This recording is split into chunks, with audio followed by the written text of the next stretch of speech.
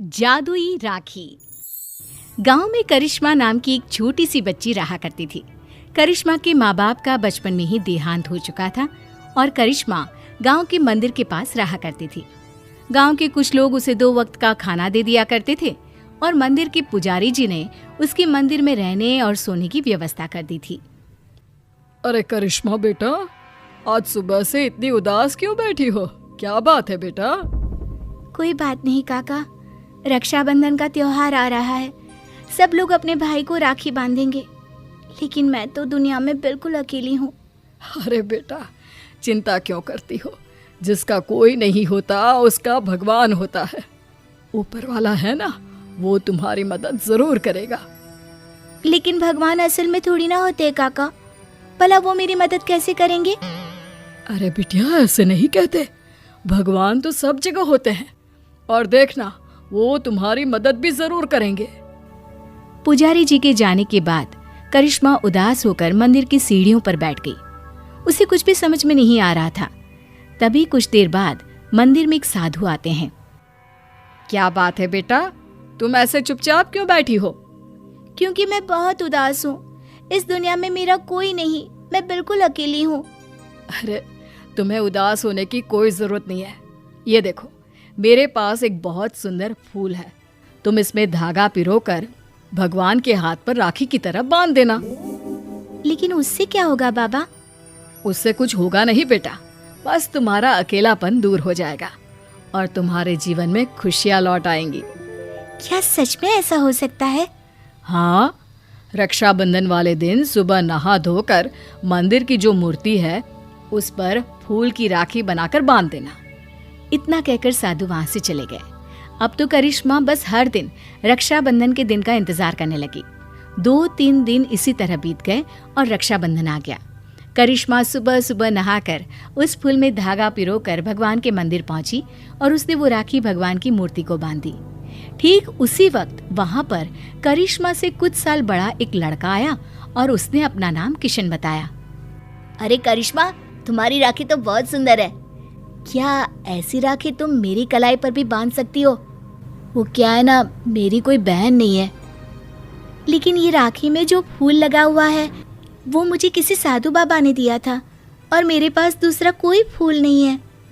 लेकिन मुझे तो तुम्हारे हाथ की बनी हुई राखी ही चाहिए, कहीं से भी लेकर आओ। अब मैं क्या करूं?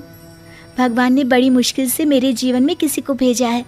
अगर मैंने किशन को राखी नहीं बांधी तो वो नाराज होकर चला जाएगा। सोचते सोचते करिश्मा मंदिर के बगीचे में पहुंची और वहां से उसने फूलों की मदद से एक सुंदर सी राखी बनाई और मंदिर में पहुंची। ये देखो किशन, मैंने तुम्हारे लिए बहुत सुंदर राखी बनाई है। नहीं, मुझे वही राखी चाहिए जो तुमने भगवान को बांधी है। लेकिन ये कैसे हो सकता है? वो राखी तो मैं भगवान की मूर्ति को बांध चुकी हूँ। तो कोई बात नहीं, वहाँ से वो राखी उतार कर तुम मुझे बांध लो और ये जो नई राखी तुमने बनाई है वो ले जाकर भगवान को बांध दो। किशन के बार बार जिद करने पर करिश्मा ने ऐसा ही किया। जैसे ही करिश्मा ने किशन की कलाई पर राखी बांधी, देखो अब तुम्हें मुझसे कोई गिफ्ट लेना होगा। जब भी कोई बहन अपने भाई की कलाई पर राखी बांधती है तो बदले में उसे कोई ना कोई तोहफा लेना ही पड़ता है। लेकिन मुझे तो कुछ नहीं चाहिए। लेकिन अब तुम्हारा भाई आ गया है ना, अब से तुम्हें किसी के आगे हाथ फैलाने की जरूरत नहीं है। चलो, मैं तुम्हारे नए घर में लेकर चलता हूँ। करिश्मा किशन के पीछे पीछे चल दी।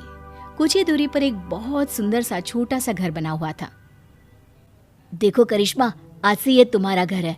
ये समझ लो कि तुम्हारे भाई ने तुम्हें रक्षाबंधन का तोहफा दिया है। ये घर तो बहुत सुंदर है, मैं यहाँ पर रह सकती हूँ? हाँ हाँ, बिल्कुल रह सकती हो। इतना कहकर किशन वहां से चला जाता है और करिश्मा अपने घर में रहने लगती है। उस घर में खाने पीने की सारी चीजें थी। करिश्मा बहुत खुश थी और गांव के लोग भी खुश थे। करिश्मा को रहने के लिए एक जगह जो मिल गई। कुछ दिनों के बाद किशन करिश्मा के घर आता है। देखो करिश्मा, ये तो जादू हो गया। तुम्हारी बनाई हुई राखी तो सोने के कंगन में बदल गई। लेकिन ऐसा कैसे हो सकता है? मैंने जो राखी बांधी थी वो तो एक साधारण सा फूल था।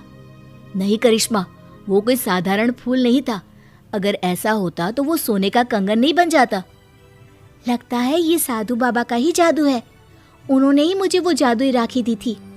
लेकिन मैं सोने के कंगन का क्या करूंगा? तुम इसे अपने पास रख लो, ये मेरे किसी काम का नहीं। किशन वो सोने का कंगन करिश्मा को देकर वापस चला जाता है। करिश्मा सोच में पड़ जाती है कि आखिर वो सोने के कंगन का क्या करे। तभी उसके दिमाग में एक तरकीब सूझती है। करिश्मा सोने की कंगन को बेचकर पैसे ले आती है और उन पैसों से उसने राखी बनाने का सामान खरीद लिया। इस तरह उसने अपनी एक राखी की दुकान खोली। अरे वाह करिश्मा, तुम्हारी राखी तो बहुत सुंदर है।